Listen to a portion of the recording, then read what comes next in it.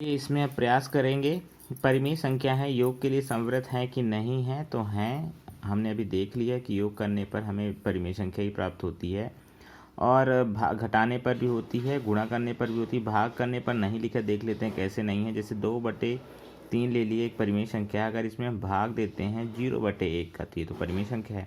लेकिन जैसे ही इसको भाग देने के लिए करेंगे तो 2/3 गुणे 1/0 हो जाएगा। मतलब 2 गुणे 1/3 गुणे 0, मतलब 2/0। और 0 अगर हर में है तो वो परिभाषित नहीं होता, परिभाषित नहीं होगा, नहीं है, इसका मतलब ये संवृत नहीं है भाग देने पर। पूर्णांक पे देखें, पूर्णांक योग करने पर हमें पूर्णांक मिलता है, ये हाँ है।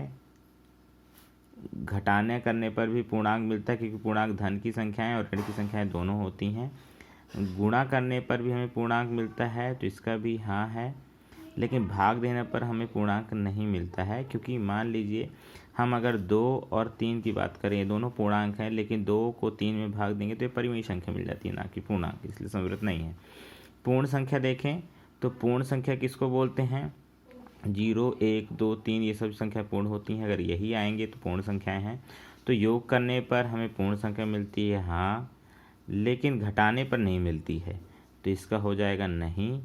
और गुणा करने पर मिलती है, लेकिन भाग देने पर हमें परिमेय संख्या मिल सकती है, इसलिए इसका भी हो जाएगा नहीं।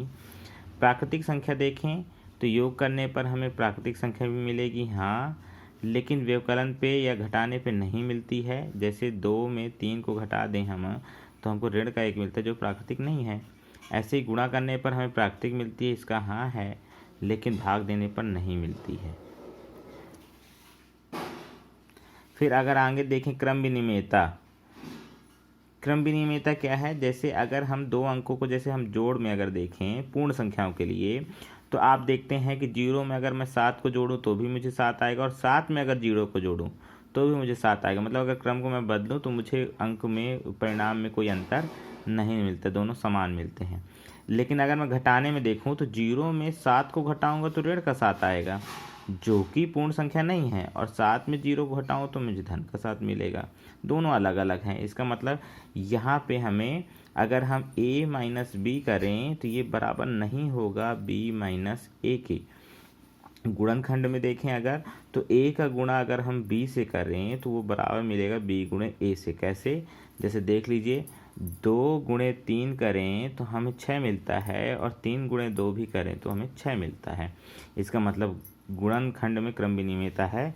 भाग में ऐसे ही देख लें, भाग में अगर हम 2/3 करें तो, और 3/2 करें, दोनों अलग अलग परिमेय संख्या, मतलब बराबर नहीं है। इसका मतलब a/b बराबर नहीं होगा b/a के। मतलब क्रम विनिमेयता भाग में नहीं होती है पूर्ण संख्या के लिए।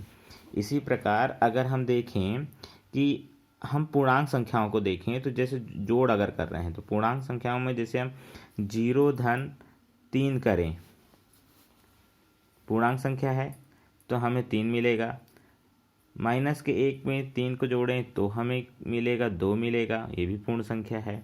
तो जोड़, और 3 में -1 को जोड़ दें अगर, तब भी हमें 2 मिलता है, ये भी पूर्ण संख्या। मतलब अगर हम पूर्ण संख्याओं में a में b को जोड़ें या b में a को जोड़ें, हमेशा हमें बराबर मिलेगा, मतलब क्रम विनिमेयता इसमें फॉलो होगी।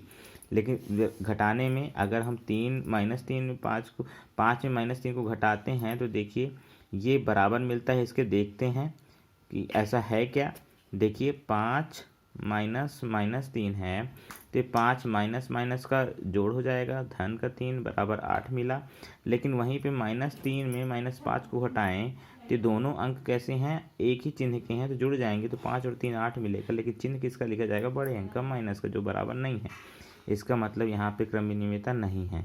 मतलब a माइनस बी बराबर नहीं होगा b माइनस ए के। गुणनखंड में a गुणे b बराबर मिलेगा b गुणे ए के। देखिए करके देखते हैं, माइनस के 3 में गुणा करिए 5 का तो 15 आता है माइनस का, और ऐसे 5 में गुणा करिए माइनस के 3 का तो माइनस का 15 आता है, मतलब बराबर है।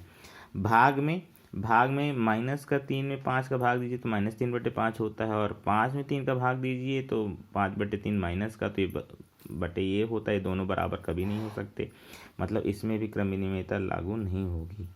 ए बटे बी बराबर नहीं होगा बी बटे ए के।